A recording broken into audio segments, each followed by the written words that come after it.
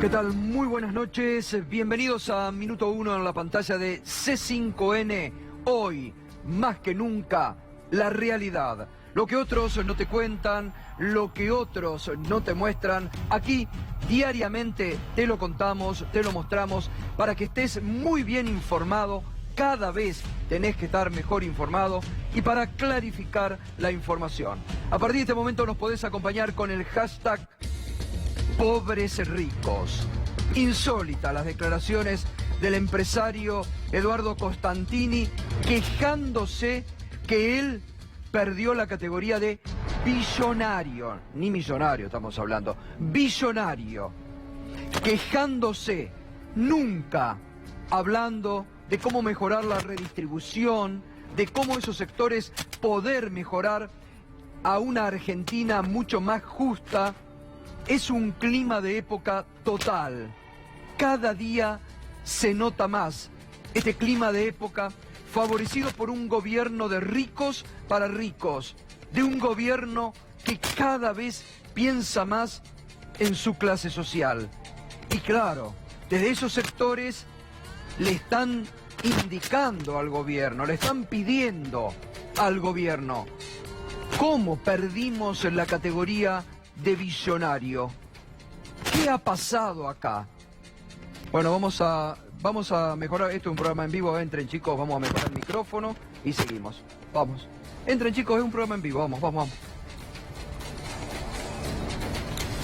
Estamos haciendo un programa en vivo. Suelen ocurrir estas cuestiones. ¿Qué tal, Gustavo? Buenas noches. Estábamos recién viendo lo de Fiel que estábamos comentando, Gustavo. Cayó la actividad industrial 3.6% contra el año pasado, pero sabes que hay un dato muy interesante. La mayor caída de la industria está en bienes de capital, quiere decir todo lo que es la producción de máquinas, todo lo que tiene que ver con la inversión en la industria. Ahí es donde se registra la mayor caída en lo que fue el mes de octubre. Así que un mes complicado para la industria, no solo en el presente, sino por lo que significa para adelante, ¿no? Porque está todo condicionado, la inversión está condicionada por lo que está pasando en este momento. Y teníamos también la información del ministro Nicolás Dujovne, que estuvo hoy en París haciendo la presentación de Argentina para sumar al país a lo que es la Organización de las Naciones Desarrolladas, OCDE, es Organización de Cooperación de Naciones Desarrolladas, y ahí estuvo el ministro haciendo la presentación. Dicen que fue bien recibida, pero con muchas todavía dudas en la OCDE de lo que va a ser el futuro del país. Bueno, Fernando, gracias. Ya hemos superado inconvenientes técnicos de un programa en vivo. Les decía, ¿no? Nos podés acompañar. Suman estos datos que aportaba Fernando, porque la economía argentina sigue en picada. La economía argentina sigue con los números en rojos. Y sobre todo las informaciones que, como bien indicaba Fernando, llegan desde el exterior. Un gobierno que arma el relato para hacerle creer a los argentinos que vamos a estar bárbaros en el 2019, que ellos van a poder ganar las elecciones en el 2019, para seguir garantizando este modelo de un gobierno y de un programa de ricos para ricos. ¿Cómo habla el empresario Eduardo Costantini? Mire, nos podés acompañar con este hashtag, Pobres Ricos, y conviene en este momento escuchar lo que hoy decía Eduardo Costantini, quejándose de que la crisis económica, que la devaluación le ha hecho perder a ellos. Nunca van a pensar en los demás, en cuántos pobres más pobres hay en la Argentina. Porque sería bueno escuchar a estos empresarios hablar de la responsabilidad social, en vez de quejarse cuántos millones han perdido o si perdieron tal categoría en la revista Forbes, porque les preocupa eso. Les preocupa no salir en la revista Forbes como los más millonarios del mundo. Nunca van a estar con un gesto de decir, ¡qué barbaridad! Cada vez hay más pobres en la Argentina. ¿Qué podemos hacer para superar esta brecha de desigualdad que hay en la Argentina? Escúchelo al empresario Eduardo Costantini, cómo se queja amargamente de los pesitos que ha perdido. La crisis se siente en todos lados, pero pero repito, digamos, es un poco más leve o más leve que en otros lugares. Ha habido una enorme pérdida patrimonial en Argentina. Entonces dejamos de ser billonarios en muchos, se cae de la tabla porque evalúan el precio de las acciones, y el precio de las acciones, bueno, está bien, o sea, yo lo voy a tener siempre, entonces por ahí valen mucho, después no valen nada, ahora valen, el consultativo es una risa, vale más o menos vale el 30% de lo que valía, ¿no? Tampoco representa el valor de la... Sí, estás atado a los valores financieros. Bueno, ahí está la queja amarga del empresario Eduardo Costantini. ¿Será para tanto, Fernando? Mira, esto tiene que ver con la devaluación del peso. Lo que dice es que el valor de las acciones perdió este año muy fuerte en todo lo que tiene que ser la evaluación en dólares. Y este proceso afectó a las empresas, pero nos afectó más al conjunto de los argentinos. Así que yo entiendo que las empresas salen más baratas, y este es un riesgo para toda la Argentina, porque en cualquier momento vamos a empezar a escuchar hablar de la extranjerización de las pocas empresas que quedan locales, porque el precio de remate que llevó eso este también gobierno es promovido por el actual plan económico y por el gobierno. Es que te iba a decir eso, Gustavo. ¿Vos te acordás cuando el presidente en campaña pedía 1% del patrimonio porque los iba a hacer más ricos, según contó el periodista Alconada Moon? Bueno, acá está, en vez de ser uno más rico, claramente perdieron mucho valor todas las empresas, especialmente este año y especialmente como consecuencia del brutal ajuste y del acuerdo con el FMI que significó la mega devaluación del peso, ¿no? Ahora fíjese, Eduardo Costantini es un emprendedor, hay que reconocerlo, es un empresario importante, es un emprendedor, es el gran emprendedor de Nordelta. Ahora, todo tiene que ver con todo, en este clima de época, con estas declaraciones de Costantini, y en las últimas horas surgió algo absolutamente discriminatorio que agudiza esta brecha en clases sociales y entre ricos y pobres o entre diferencias de clases sociales. Justamente en Nordelta, fíjese, bien ponen ahí el apartheid de Nordelta pareciera. Página 12. El apartheid tiene su versión Nordelta. A las empleadas domésticas no las dejan viajar en las combis junto a los vecinos y organizaron un piquete. Vecinos de Nordelta pidieron a la empresa de combis que realiza los traslados en el emprendimiento y a la ciudad de Buenos Aires que no viajaran las empleadas con ellos. Las mujeres decidieron hacer un corte de calle como protesta por la discriminación. Argentina, siglo XXI. Argentina gobernada por Cambiemos. Argentina gobernada por una élite, ya ni siquiera por CEOs, por una élite de un gobierno de ricos para ricos. Entonces tenés al dueño de Nordelta quejándose que ya no es billonario, que perdió categoría en la revista Forbes. Y tenés en Nordelta que se promueve semejante discriminación. ¿Dónde estamos? ¿Dónde estamos parados en la Argentina de hoy? Hablaron las empleadas domésticas.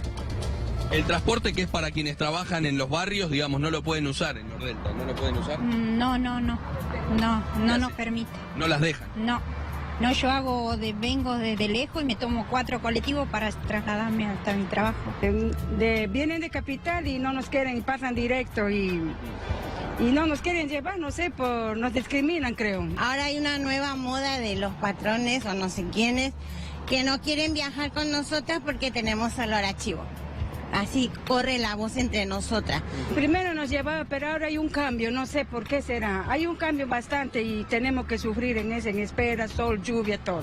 ¿No las dejan subir directamente? No. Además del problema que les generan tiempo, en dinero, se sienten discriminadas. Claro, y esa es la palabra que ama. Entonces volvemos a la época de la esclavitud. Pero ¿por qué nos tienen que discriminar? Si nosotras no venimos, ellos, ¿dónde van a conseguir empleados y empleadas? Ellos van a limpiar su mugre o sirviéndole el agua o el cafecito. ¿Y por qué no tienen que discriminar? Bueno, la verdad que es una verdadera vergüenza. La verdad es una verdadera vergüenza. Argentina siglo XXI, con estas discriminaciones, con estas diferenciaciones en clases sociales, clima de época que se llama, señores, para ir anotando. Bien, lo venimos denunciando desde hace varios programas. El gobierno avanza contra Aerolíneas Argentinas.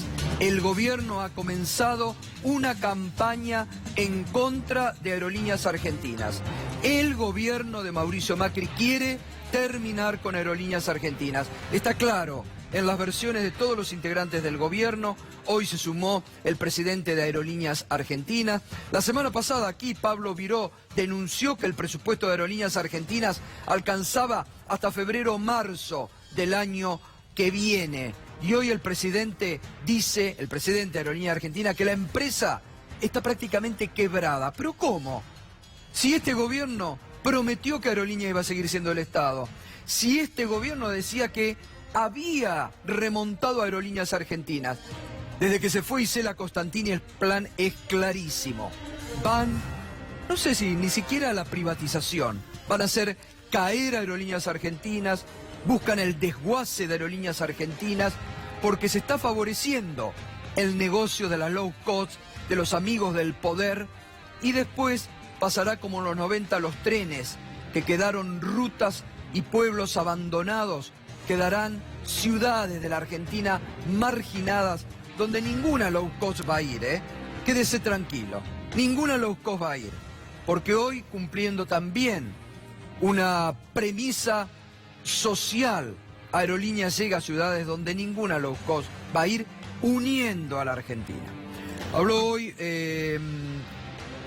Rubén Fernández, que es uno de los técnicos, uno de los secretarios de los gremios aeronáuticos.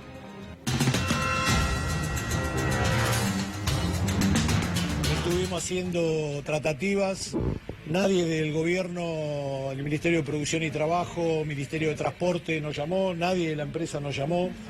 No hay diálogo cuando una parte no quiere, y no somos precisamente nosotros los que no queremos. Nosotros queremos dialogar y solucionar el tema pacíficamente. ¿Qué medidas, Fernando? Nosotros a partir de esta situación hemos resuelto convocar a un paro para el lunes 26 a partir de las 0 horas, paro total, cese total de actividades. Lo estamos anunciando hoy día miércoles. Todos los gremios. Todos los gremios que estamos acá reunidos, los 5 gremios. Así que esto es el primer paso. Se van a hacer otras medidas, movilizaciones, marcha, conferencias, radios abiertas. ¿Va a afectar a todas las compañías? Va a afectar, este caso es específicamente en el tema Aerolíneas y Austral, porque es un tema salarial. Vuelvo a repetirlo, incumplimiento del acta firmada el año pasado y negarse a negociar la actualización de la nueva paritaria. ¿Hoy va a ser un día normal? Hoy va a ser un día normal. Bueno, el paro está anunciado para el próximo lunes por incumplimiento del gobierno y por incumplimiento de la empresa. No es un paro salvaje como han salido a decir el gobierno porque quieren. Se trata justamente del salario y también del presupuesto. Hoy habló el presidente de Aerolíneas Argentinas y esto decía. Es evidente que el paro tiene detrás, porque es un paro de un día que está atado con la movilización de transporte. Esto no es casual. Ya hemos visto que los delegados o los sindicalistas que representan a los empleados de aerolíneas, lamentablemente tengo que decir que los representan porque los llevan a medidas de este tipo. Pero está claro quiénes están detrás de estas medidas. Se ha transformado en una cuestión política en donde líderes sindicales muy importantes como Moyano, Baradel salen con carteles de defendamos aerolíneas, cuando en definitiva lo que hacen es arruinarle el prestigio que tantos años cuesta construir. Pero también una empresa que está virtualmente quebrada. Nosotros para pagar salario mes a mes tenemos que pedir dinero al Estado porque hoy la situación de la compañía no permite que podamos pagar sueldos por nuestros propios recursos. Bueno, va a estar esta noche con nosotros Hugo Moyano en instantes, hablando de todo, hablando de la unidad. Es uno de los hombres hoy que desde el gremialismo, pero también desde el peronismo, más está haciendo para buscar la unidad del peronismo. Y también desde el campo sindical, hoy nuevamente es uno de los representantes sindicales que está en la vereda de enfrente del gobierno bien marcado. Así que vamos a hablar esta noche también con Hugo Moyano cuando llegue del tema de aerolíneas argentinas. Sí, Fernando. Gustavo, te iba a decir, el problema de los trabajadores de aerolíneas es que el gobierno nos ha llevado a una situación donde si hacen paro, les están haciendo el juego a los que quieren desarticular Aerolíneas Argentinas. Y si no hacen paro, se lo llevan puesto. Van a tener que tener mucha creatividad en las protestas que encaren de ahora en adelante, como tuvo los gremios docentes a lo largo de este año, para evitar terminar haciéndole el juego a la empresa, ¿no? Porque la empresa es la que los lleva a los empleados a hacer paro para provocar precisamente este desarme de la empresa.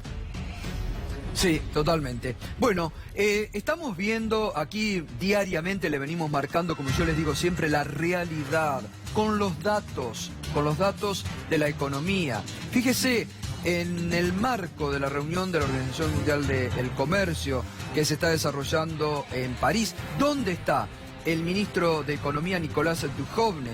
Donde él dio un panorama positivo, esperanzador, pero desde el otro lado le devolvieron con la realidad.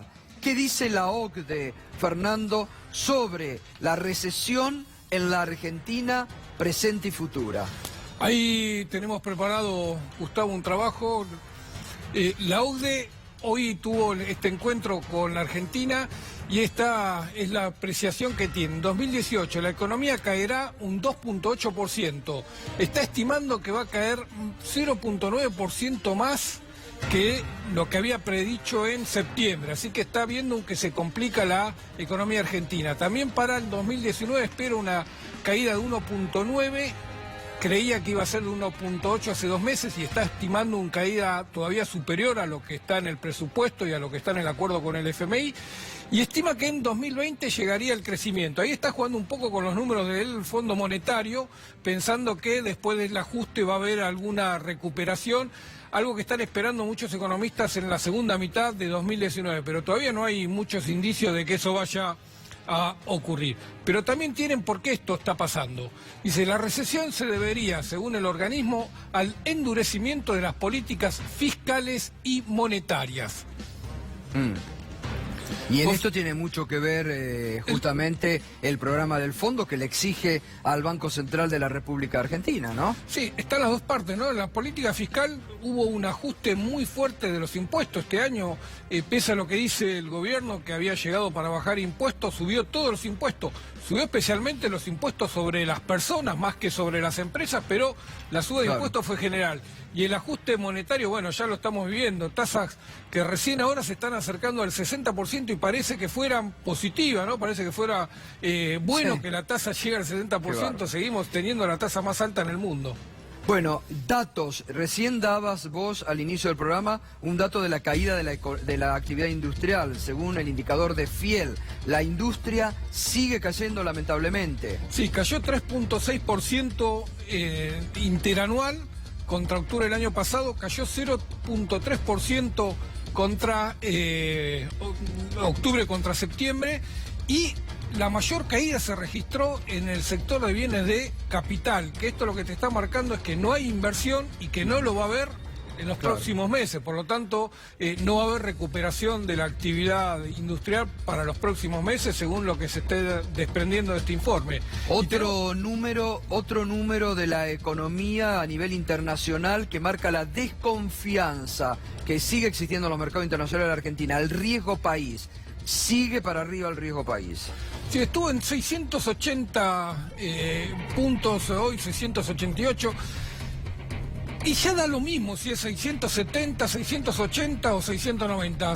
Cuando está cerca de los 700, ¿no? Claro, es que es un riesgo país que está reflejando la posibilidad de default de los títulos argentinos. Claro. Están rindiendo más de 11% algunos títulos de la deuda Pública Argentina, en el mercado esos rendimientos se consideran rendimientos de default, así que no logran salir de la zona roja, y esto es un grave problema para el gobierno porque el próximo año el acuerdo con el FMI no alcanza para cubrir todos los vencimientos, es necesario una importante rollover de la deuda, así que si no baja riesgo país van a tener muchos problemas. Inflación, ¿qué dato hay? Hoy salió la inflación mayorista y parece que fuera positivo porque uno ve 3% solo subió en octubre, había subido 15% el mes pasado, pero cuando uno ve lo que es el acumulado del año, 71.1 acumulado a lo largo de este año, sabe que en alguna medida todo eso se va a trasladar a los precios minoristas, se va a trasladar al índice de precio del consumidor. Subió 40% en lo que va del año. A ver, en esto que no debemos hacer nosotros lo que el gobierno hace, la naturalización. Es un número tremendo el acumulado para la inflación mayorista, 71,1%, con toda la repercusión negativa que esto tiene sobre la economía. Por eso digo, esta es la contradicción permanente de un gobierno que nos quiere vender, que todo está bien y que va a funcionar, y después los datos de la realidad que te lo manda y te dice, no, muchacho, esto es lo que está pasando en la Argentina, ¿no? Es que están esperando un índice de inflación de 3% para noviembre y diciembre. Cuando uno ve la diferencia entre el índice de precio mayorista y lo que fue el ajuste que soportaron los precios al consumidor, sabe que ese traslado va a terminar, va a continuar. Y va a continuar noviembre, diciembre, enero, febrero, marzo. Es decir, todo ese traslado en algún momento llega al consumidor. Enseguida vamos a estar con Tuni Coleman, nuestro querido colega, porque hoy ha ocurrido un hecho realmente aberrante, plena capital federal, zona de Flores, un secuestro extorsivo, una chiquita de 15 años seguida de muerte, de asesinato. Hay en el medio tema narcotráfico, drogas, en un gobierno que dice que se jacta todos los días de luchar contra el narcotráfico. Hay zonas liberadas, incluso aquí en la capital federal, donde no actúan y después se llegan a hechos realmente tristes, tristísimos, que una menor, que una chiquita pague estas consecuencias. Enseguida, Tuni Coleman va a estar con toda la información. Y además, también nos vamos a estar ocupando con Tuni de la desaparición de este periodista, de este colega, de un medio por internet, Martín Licata, que desde el fin de semana, que desde el sábado, está desaparecido. Había recibido amenazas. Es un periodista desaparecido en la Argentina. Desde el sábado que no hay información. Martín Licata, de él se trata. Enseguida información que Tuni también está recabando. Los últimos datos, enseguida con Tuni Coleman. Antes, vamos, un tema que no nos olvidamos. Por más que se haya encontrado el submarino San Juan, nada ha terminado. Porque llamativamente el gobierno y los trolls del gobierno han salido a agitar en las últimas horas como que encontraron el submarino y ya está, todo terminado. No, ahora comienza la etapa de investigación. ¿Qué pasó con el submarino San Juan? ¿Estaba en condiciones de navegar? Este gobierno dio la orden de partida. Este gobierno, transcurrido casi 3 años. 2 años el año pasado, ¿no?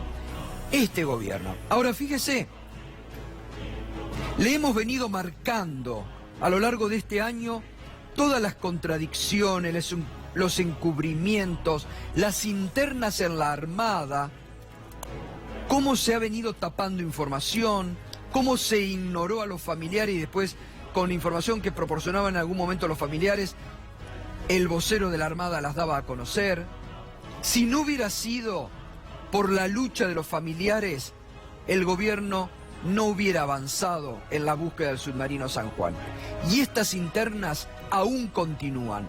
Por eso es que nada ha terminado, sino que aquí comienza el saber qué pasó con el submarino San Juan. Fíjese lo que ocurrió ayer en la comisión bicameral de la Cámara de la Cámara de Diputados y Senadores. Una interna feroz entre Luis López Maceo, que era jefe de la base de Puerto Belgrano, y Marcelo Esrur, el ex jefe de la Armada. Marcelo Esrur, que en algún momento dijo que él no estaba al tanto de lo que había pasado con el submarino San Juan. Ahora, López Maceo fue el martes y habló en una reunión secreta. Ha trascendido algunas declaraciones, reunión secreta, es decir, ha sido muy jugoso seguramente lo que López Maceo dejó en la comisión bicameral sobre lo que pasó con el submarino San Juan. Vamos a ver lo que ha trascendido de esta declaración. En una reunión secreta en la comisión bicameral, el ex jefe de la base naval de Puerto Belgrano, Luis López Maceo, apuntó contra el ex jefe de la Armada, Marcelo Esrur, y lo acusó de falta de colaboración frente a la gravedad de la situación. A ver, ¿entendimos bien? Un jefe naval está indicando que el jefe de la Armada restó colaboración frente a la gravedad de la situación. Sí, lee bien. El almirante López Maceo dice que el ex jefe de la Armada, Marcelo Esrur, tuvo falta de colaboración frente a la gravedad de la situación. López Maceo contó que tuvo serias discrepancias con el ex jefe de la Armada por el tratamiento a los familiares, la rapidez necesaria para la búsqueda y el rescate. Esto es gravísimo. ¿Se dan cuenta? ¿Se dan cuenta de lo que estamos hablando? Mire las contradicciones y la interna en la propia Armada. Ni hablar de las contradicciones en el gobierno, ni hablar de la ineficacia del ministro Oscar Aguad. Mire de lo que estamos hablando. López Maceo, el jefe de la base naval de Puerto Belgrano, integrante de la Armada Argentina, dice que tuvo serias discrepancias con el ex jefe de la Armada por el tratamiento a los familiares y por la rapidez, obviamente no hubo rapidez, necesaria para la búsqueda y el rescate del submarino. ¿Qué está queriendo decir? ¿Que la Armada no hizo lo necesario en tiempo y forma para ir en auxilio del submarino? Va a traer mucha cola esto, ¿eh?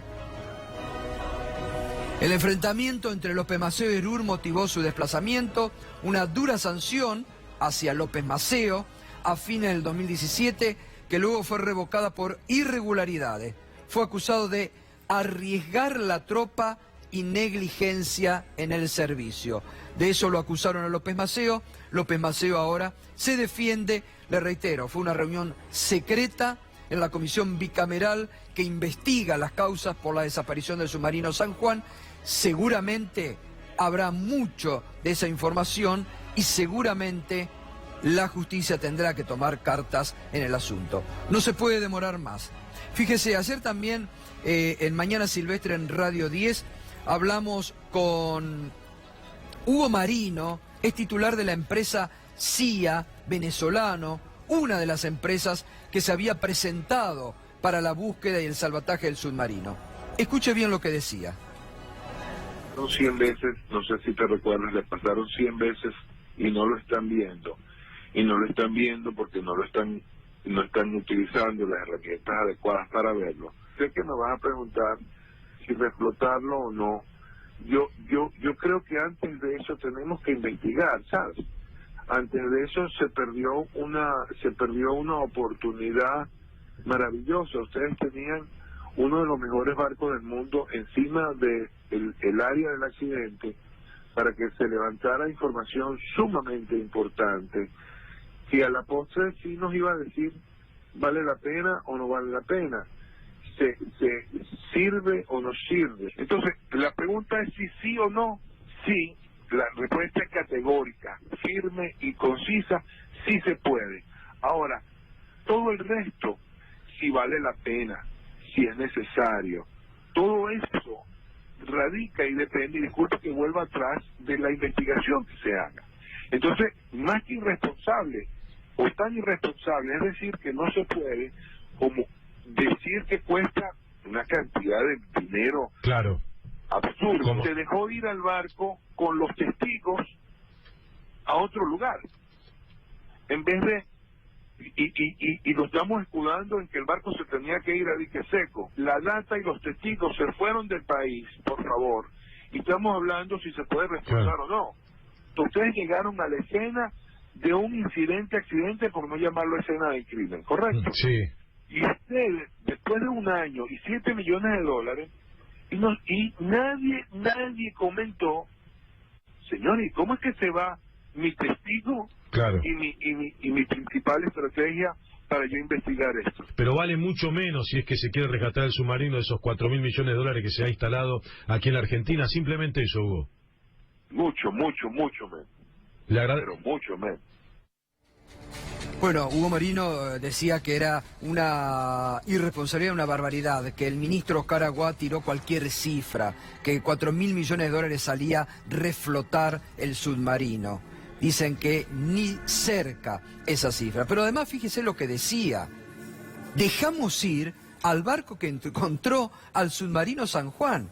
Incluso se fue con los familiares de los submarinistas a bordo a Sudáfrica, y de Sudáfrica se van a tener que volver por sus propios medios.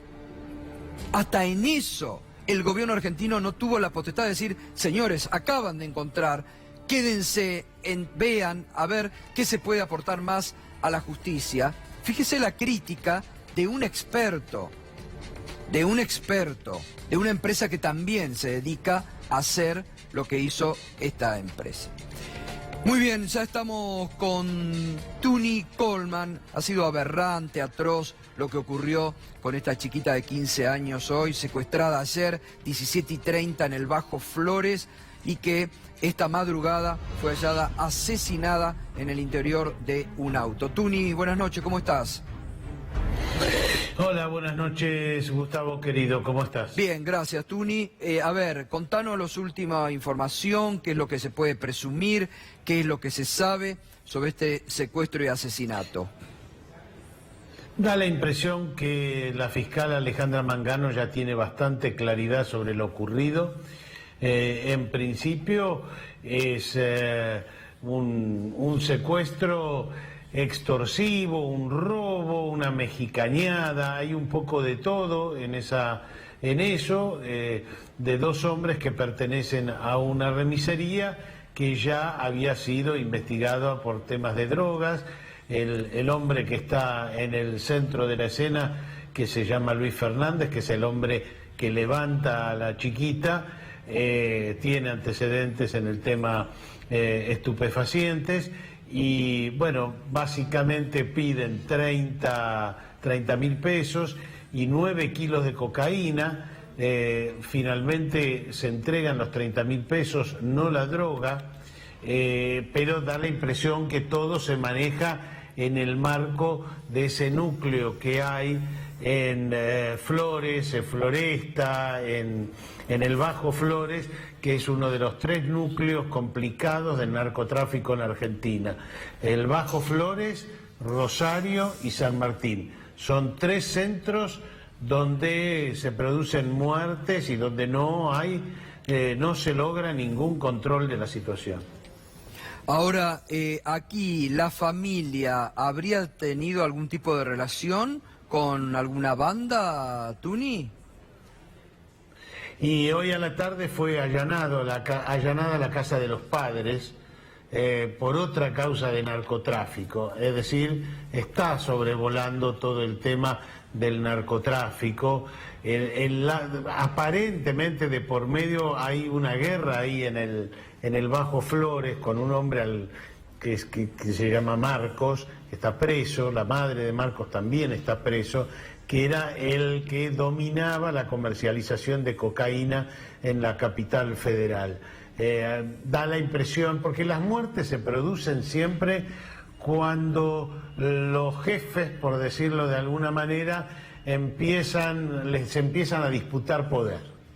Entonces, Marcos preso, la madre presa, la esposa presa, empieza a haber ciertas disputas de poder y da la impresión que estos son ruidos de esas peleas que hay te insisto, en una zona crítica. Piensen lo siguiente, que San Lorenzo de Almagro no puede jugar partidos de noche por la situación que hay allí. Claro.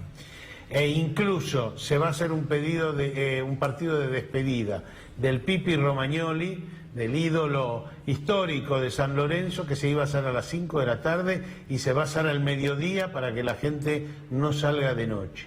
O sea, son zonas que están muy, pero muy dominadas por bandas. Ahora, Tuni, vos decís, hay 3 zonas calientes, el Bajo Flores, Rosario, San Martín. Un gobierno que diariamente vemos a la ministra de Seguridad y al gobierno decir nuestro principal objetivo es la lucha contra el narcotráfico, que todos los días encontramos tanto, que quemamos.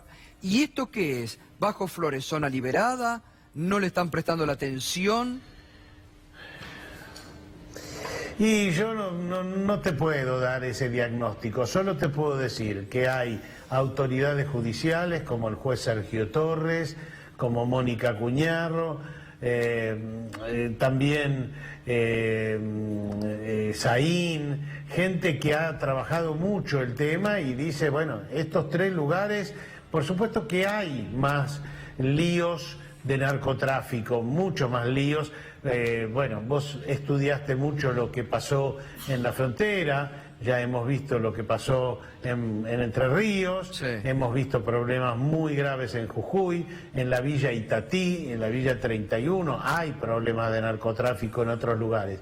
Pero acá te diría que son los principales problemas del país, donde no se logra controlar. Hemos tenido muertes, no solo la muerte de Candela, hemos tenido muertes en forma casi permanente en esas zonas. Tuni, desde el fin de semana hay un colega desaparecido, Martín Licata. ¿Qué información hay sobre la desaparición de este colega? Yo diría que seamos cautelosos, Gustavo. La verdad estamos estudiando la situación de una persona que apareció fallecida, pero no hay ninguna evidencia todavía, no hay una confirmación que se trate de él. Perdón, a ver, esto es importante, lo que acabas de tirar. ¿Encontraron una persona que podría tener las mismas características de Martín? Sí, en un hotel alojamiento, entonces, pero hay que chequear la identidad, se están haciendo las huellas digitales y habrá que chequear bien qué es lo que sucede. Ojalá no se trate de Martín, pero bueno, se está estudiando en este momento. Te diría que el tema de las huellas se va a saber dentro de 1 hora aproximadamente, vamos a saber, pero se está estudiando, sí. ¿Él estaba amenazado? ¿Había tenido alguna amenaza? Había tenido amenazas por Facebook, él nunca le había dado mucha bolilla, pero bueno, hay que ser cauto. Bueno, Tuni, te pido por favor que como esperemos vos sos... 1 hora, bueno, una cosa dale. Así, seguramente vas a seguir todavía al aire, sí. Y si hay alguna novedad, Paulo Cablan también está trabajando todo esto.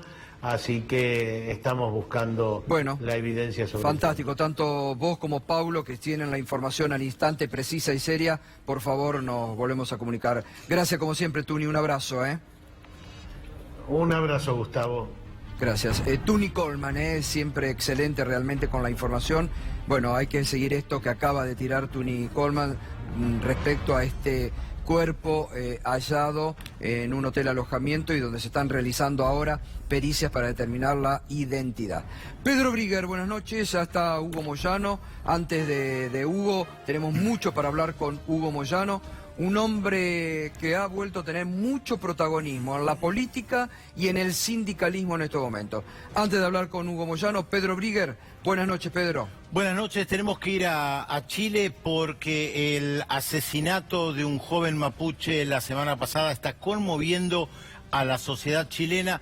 Una sociedad, Gustavo, que te diría que a veces aparece como muy dormida y de repente despierta con movilizaciones masivas. Fue lo que pasó en el año 2006, cuando aparecieron los estudiantes secundarios interpelando al gobierno de manera masiva. Después se adormecieron, aparecieron los estudiantes universitarios en el año 2011 y hay que ver qué pasa acá. Marchas en todo el país, incluso cacerolazos el domingo a la noche. ¿Qué pasó? El miércoles pasado en la zona de la Araucanía, un muchacho, Camilo Catrillanca, mapuche, fue asesinado por carabineros por algo que denominan el Comando Jungla, que vendría a ser una división especial dentro de los carabineros chilenos entrenados en Colombia. ¿Por qué esto es importante?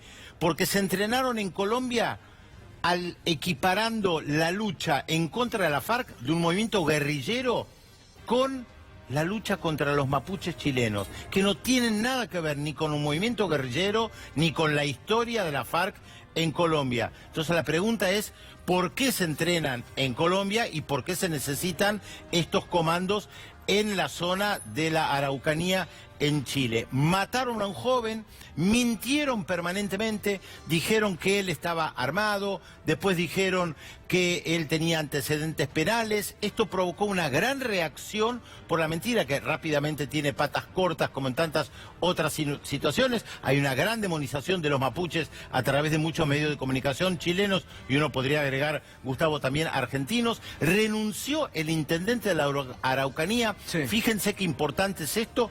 Y dos detalles para mencionar, para dimensionar qué es lo que está pasando en Chile. En primer lugar, hubo un partido de fútbol ayer, la selección chilena con la selección de Honduras. Uno de los jugadores chilenos más conocidos se llama Bocellur, apellido francés, pero su madre es de origen mapuche. Él salió con la camiseta con el nombre Coliqueo, y los jugadores de fútbol de Chile y de Honduras en cierta medida desafiaron a la Asociación Nacional de Fútbol Chileno, que le dijo no hagan nada. Se abrazaron en el medio del campo para recordar al muchacho chileno. El Museo de Arte Precolombino en Chile sacó un comunicado lamentando el homicidio. Esto es muy serio para que se cobre la dimensión de lo que está pasando en Chile. Lo vamos a seguir con mucha atención, Gustavo. Muchas gracias, Pedro. Hugo Moyano, buenas noches, Hugo. ¿Cómo anda? Bien, bien. Bueno, tenemos muchos temas para hablar, pero lo traigo un tema porque recién escuchábamos al inicio del programa el presidente de Aerolíneas Argentinas, que dice que la empresa está prácticamente quebrada, y le echaba la culpa a usted, que dice que es uno de los promotores de los paros salvajes. No lo conozco al presidente, ni la cara le conozco. Pero me habían comentado, sí, es un disparate más de todos los disparates que dicen los funcionarios de este gobierno. Es una cosa. Sí, a mí y a Baradel. A Baradel, sí, que Baradel y usted es culpa de promover paros salvajes. ¿Sabes qué? Esto se lo dicen tantas... Lo que se le viene a la mente lo dicen no dándose cuenta que a veces son tan estúpidas las cosas que dicen que quedan como tales, ¿no? Así que eso no... Ahora, es una situación difícil la de Aerolíneas Argentinas. ¿Usted cree que el gobierno está buscando privatizarla o que se caiga? Sí, a mí no me cabe duda. A mí no me cabe duda que lo que están haciendo, los mismos trabajadores lo han denunciado. Sí. Por supuesto que los trabajadores tienen el apoyo nuestro en todos los reclamos que están haciendo, pero de ahí a que uno promueve un paro no tiene sentido. Yo creo que es una maniobra que está haciendo el gobierno para poder argumentar, ¿no es cierto?, la necesidad de privatizarla o venderla o regalarla, o que se la saquen como han hecho con mucho patrimonio nacional, ¿no? Hugo, en las últimas semanas usted ha estado intentando distintos acercamientos con dirigentes políticos del peronismo, mucho trabajo que por ahí hace sin que se conozca. ¿Usted cree que es factible la unidad del peronismo, que es necesaria frente a este proyecto del gobierno que cada vez profundiza más la recesión económica? Sí, es necesaria, y yo creo que los que venimos del campo popular, del sindicalismo y del peronismo, especialmente, tenemos la obligación y la responsabilidad de hacer el esfuerzo necesario para unir todos estos sectores para dar la pelea en el 2019, porque si no, no tenemos destino, el país no tiene destino, y mucho menos aquellos que viven de un trabajo, que no tienen trabajo, o en el caso, otro tema preocupante son nuestros jubilados, nuestros chicos. Sí, yo creo que hay que hacer un esfuerzo muy grande para lograr ese objetivo, porque si no, el país no tiene destino. Esta demostración que hizo en la última semana el peronismo en la Cámara de Diputados, que todos los bloques juntos del peronismo se unieron para evitar que el gobierno avance en el Consejo de la Magistratura, poniéndole un freno al gobierno en un tema que ahora vamos a hablar. El gobierno quiere colonizar cada vez más que la justicia. ¿Usted lo ve como un hecho positivo? Sí, yo creo que sí. Es un hecho positivo en la integración y además la forma que lo llevaron adelante es una demostración de que hay voluntad de todos los sectores, ¿no es cierto?, del campo popular, de lograr este objetivo que estamos buscando todos, ¿no? Fortalecer para que en el 2019 podamos terminar con esta desidia que estamos sufriendo los argentinos con un gobierno que evidentemente nos lleva a un desastre, ¿no? ¿Qué faltaría? ¿Qué ve usted? ¿Que hay todavía algunos egos, que hay algunas broncas que no se han superado entre dirigentes? Y eso sí, yo siempre cuando me toca ir a algún lugar digo, seguramente algunos se encuentran incómodos con mi presencia, como yo me puedo a lo mejor sentir, bueno, pero hay que superar eso y hay que lograrlo. Hay que lograrlo porque los que nos sentimos peronistas, los que amamos a Perón y Eva Perón, los que hemos recibido los beneficios, los trabajadores que dio Perón, ¿no es cierto?, el mejor homenaje que podemos hacerles es eso, es unirnos para poder llevar adelante toda esta dignidad que le dio al hombre de trabajo. Y cuando hablo de hombre de trabajo, no solamente hablo del hombre que hace el esfuerzo físico en el trabajo, sino a los profesionales, a los técnicos, a todos los hombres que viven de trabajo. Sí, o sea que creo que si nos sentimos peronistas, si decimos que rendimos homenaje permanentemente a Perón, el mejor homenaje es decir, unámonos para lograr poner en práctica la doctrina que nos posibilitó a los argentinos vivir con mayor dignidad, ¿no? Sí, porque además está frente a un gobierno que ha demostrado que maneja muy bien el poder y que puede volver a ganar el año próximo, ¿no? Que esto realmente me cuesta creerlo eso, ¿eh? A mí me cuesta creerlo. Por lo menos con la gente que uno habla... Pero digo, si el peronismo no va unido... Y bueno, algún dirigente puede quedar afuera de esto, pero la gente, el laburante, la gente consciente de los riesgos que puede seguir corriendo si se mantiene este gobierno, yo creo que no va a seguir aquellos dirigentes que no entiendan la necesidad de estar unidos. Va a seguir aquellos que estamos dispuestos a dar la pelea para terminar con esto, ¿no? Hubo una reunión de algunos dirigentes sindicales con Roberto Labaña para... Que me enteré por los diarios, sí. ¿Qué reflexión le parece? ¿Qué sé yo? Sí, Barrio Nuevo y otros integrantes de la CGT que lo quieren en Labaña como candidato para el 2019. Sí. No, yo creo que hay que seguir trabajando. Yo creo que la mayoría, la inmensa mayoría del peronismo sabe quién es quién. Y bueno, tendremos que corregir errores, todos, pero el objetivo es superior a todas estas diferencias que podemos tener, ¿no? Pero eso es una idea que comparte. ¿Cree que el movimiento sindical es el que tiene que buscar el candidato o espera que el candidato surja de la política y ustedes acompañen? No, que surja de la voluntad de todos, que surja de una vez que esté conformado, que surjan, y no puede ser uno, pueden ser varios, porque el peronismo siempre le sobró todo, le sobró candidato, le sobró siempre todo. Y bueno, los mejores serán electos, ¿no es cierto?, designados por unas PASO, lo que sea. Usted propicia las PASO, digamos, sería el elemento que pueda reunirlos a todos. Que no se aglutinara a todos, ¿no es cierto? Y el que no quiere participar de las PASO es porque sabe que no tiene posibilidad de nada. Entonces, si o está cercano al gobierno. O está cercano, claro, o le está haciendo el juego al gobierno. Eso no queda ninguna duda. Aquellos que no ven esta necesidad que tenemos de unirnos, de sumarnos cada vez más, están haciendo todo lo contrario a lo que hace verdaderamente aquel que se siente peronista, ¿no? ¿Escuchó hoy las declaraciones del empresario Eduardo Costantini, el dueño de Nordelta, que se quejó de que por la crisis, por la devaluación, había dejado de ser billonario él? ¿Visionario? Billonario. Ah, billonario. Yo creía visionario. Ahora pasó a ser millonario, antes era billonario. Se queja de porque dejó de ser visionario. Yo creía que era visionario por haber apoyado al gobierno y ahora se transformó, se perdió esa condición. Bueno, no fue tan visionario. Bueno, ¿se imaginan que se queja esa gente? Claro. ¿Se imaginan que la gente que no tiene trabajo, la gente que tiene un trabajo que no gana lo suficiente, el jubilado, ¿se imagina esa gente lo que puede decir? No come. En cambio este señor se queja, no lo escuché, ¿no? Pero se queja porque dejó de ser billonario. ¿Y se imagina que el que se perdió el trabajo? Bueno, justamente no puede comer. Pareciera un clima de época, ¿no? Justamente los que más tienen se quejan de que perdieron, pero bueno, la comparación hacíamos eso. Nunca van a estar hablando de cómo se puede acercar o achicar la brecha, ¿no? Claro, no medimos a aquel que perdió el trabajo. Que no realmente pasa necesidades extremas. Y yo lo he dicho en más de una oportunidad.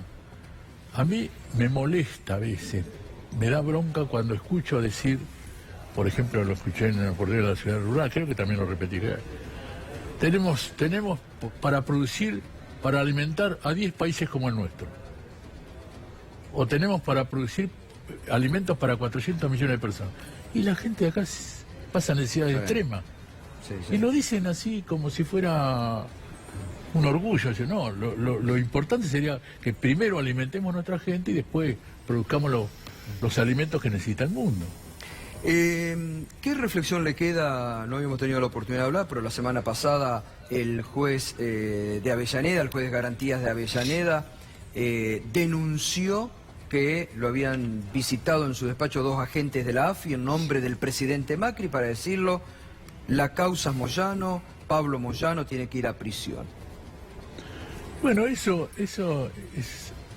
era sabido, que nosotros lo dijimos más de una oportunidad, que los fiscales presionaban y inclusive le digo más, hay gente que ha estado presa de que pertenecía al sector de este señor que ha hecho la denuncia. El Bebote Álvarez. Claro. Y también hay gente que no quiere saber nada con él y son presionados adentro para que digan algo en contra nuestra. Pero esto ya es demasiado conocido. Ya no tienen cosas que inventar, ya no saben qué inventar. Y lo que ha dicho el juez es la realidad, desgraciadamente, que ha ocurrido. Y no solamente en este caso, sino en muchísimos otros casos, ¿no es cierto? Así que esa es la realidad que estamos viviendo, lamentablemente, con un gobierno... Es un hecho grave, ¿no? Es muy grave. Que dos agentes de la AFI, en nombre del presidente, le aprieten a un juez, es un hecho grave. Es muy grave, claro que es muy grave. Y bueno, este es el gobierno que tenemos. Esto depende de las políticas que implementa el gobierno. Por eso cuando alguno dice, no, Macri se equivocó, no se equivocó. Cuando se equivocó, dice, en tomar una decisión, por ejemplo, la reparación histórica esa, con los jubilados. ¿Qué reparación histórica? Hoy cobran, pero cientos de miles de pesos menos, ¿no es cierto?, de lo que tenían que cobrar si venían con el mismo sistema que teníamos antes. Entonces no se equivocó, son las políticas que se implementan para llevar al hambre y la miseria como está llevando al pueblo argentino. ¿El bono cree que sirve para algo? El bono es lamentable, porque primero que es completamente insuficiente. Después que no están obligados a pagarlo. Si una empresa dice, no, porque yo tuve un déficit, no lo paga. No hay es una vergüenza eso lo que hace.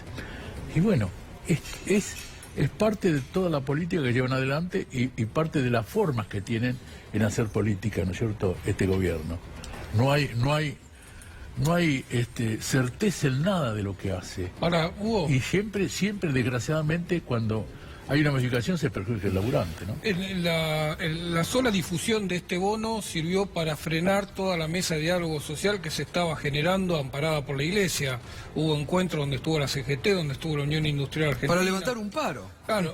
Para levantar el paro. Además de levantar el paro, frenó toda la mesa de diálogo social que convocaba la Iglesia. Es decir, políticamente el gobierno sacó un rédito muy grande, como decía, el paro, la mesa social. Políticamente el gobierno sacó un rédito muy grande de este no bono. ¿Cómo se entiende? No, yo no sé si estaba previsto un paro, porque no son muy, digamos, los hombres que están en la Secretaría no son muy adictos a tomar medidas cuando ven que el trabajador se perjudica. No, yo no sé si estaba previsto. Pero sí lograron con esto hacer aparecer como que evitaron, ¿no es cierto?, una medida. Pero tampoco hay seguridad que todo el mundo lo va a cobrar a este bono. Entonces estamos igual que antes.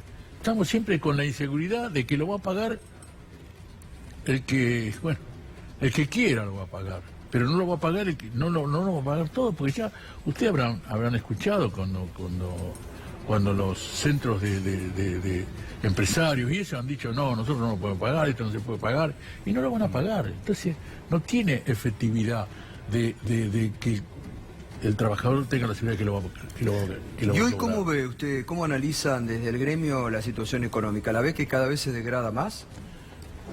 Por supuesto. Y justamente el transporte, que es un poco el termómetro de la economía. Por dos aspectos. Uno, por lo que transporta, el combustible, todo. Y después por lo que los residuos. Hasta los residuos se ven insuficientes. Porque hay menos residuos, la gente consume menos y hay menos residuos. Sí, la situación está complicada, desde el punto de vista económico está complicada. Y eso lo sabe todo el mundo. Pero, qué sé yo, primero en la tormenta, los rayos, ¿no? Y esto no pasa nunca. Y todos los que, inclusive hombres que han apoyado al gobierno, dicen que el 2019 va a ser mucho más duro que el 2018. Que esto recién comenzaría a tener alguna solución en 2020. Bueno, lo dijo hoy la OCDE, ¿no? Ahora, frente al propio ministro de Economía, que la recesión va a durar hasta el 2019, ¿no? Por eso que ya no son creíbles para nada. El gobierno no es creíble para nada. Y si ha llegado a esta situación de no ser creíble para nada, porque todo lo que dicen no se cumple, entonces yo espero que en el 2019 la gente tenga la suficiente responsabilidad como para no volver a cometer los errores que se cometieron, porque hay muchas personas que yo conozco y que no lo han dicho, sinceramente. Sí, yo la verdad que lo voté, pero me equivoqué, lo han dicho. Pero hacen la cruz que jamás van a poder votar. Entonces, si todo eso, que hay muchísima gente, se tiene en cuenta, yo no creo, sinceramente no creo que pueda seguir este gobierno después de 2019, ¿no? Le hago una consulta, porque yo el fin de semana tuve una información que hablaba de un robo, un intento de robo medio extraño a los palcos de Independiente que habían intentado robarle el televisor. ¿Fue así? Sí, sí. ¿Qué pasó? Entraron unos pibes, están grabados, todo. Se llevaron los televisores que hay en los palcos, los arrancaron, algunos los rompieron, cosas que había en la cocina, elementos para calentar. Y se dispararon, se fueron y no se llevaron el auto porque fueron con un auto y no se lo podían llevar porque cuando los muchachos, la gente de seguridad se da cuenta, ¿no es cierto?, disparan, se van. Hizo las denuncias y todo, pero para nosotros tiene parte de todos estos ataques que venimos recibiendo, ¿no es cierto?, por intermedio de la justicia y del personaje que está... ¿Lo relaciona usted preso con Bebote Álvarez, que está preso? Eso mismo. Sí. Si no, ¿quién va a ir? ¿Quién se le va a ocurrir una cosa de esa? Sí. Pero bueno, tenemos que seguir aguantando eso, ¿no? ¿Cree que ha parado un poco la persecución del gobierno en contra suya y de Pablo, o cree que van a seguir insistiendo con...? Yo creo que han parado porque ya no tienen más nada que inventar. Bueno, ahora inventaron que yo soy el que decidió el paro de aerolíneas. De aerolíneas. No sé qué otra cosa pueden inventar. No sé, no se me ocurre lo que pueden inventar. Pero yo creo que van a seguir. Pero ya ni siquiera no le prestamos atención. Y fundamentalmente cuando aparece un personaje, colega de ustedes, diciendo todos los días una estupidez nueva, ¿cierto? Todas esas cosas ya no son creíbles, ¿no? Hugo, gracias como siempre. No, ¿eh? al Buenas contrario, noches. gracias. Hugo Moyano pasó por aquí. Pedro, gracias, hasta mañana. Enseguidita con Fernando Alonso tenemos más información económica. Enseguidita, tras la pausa, también te vamos a informar de hoy el presidente de la Corte se quejó que culpa de los medios la justicia en la Argentina tiene mala prensa, tiene mala repercusión en la gente. Pero enseguida te vamos a contar, presos por 1 kilo de helado, la relación, culpan a los que están presos porque dice que son del Hezbollah, ponen preso a otro porque pidió 1 kilo de helados, coincidía con la casa de los primos. Sí, ocurre en la Argentina, enseguida te lo contamos.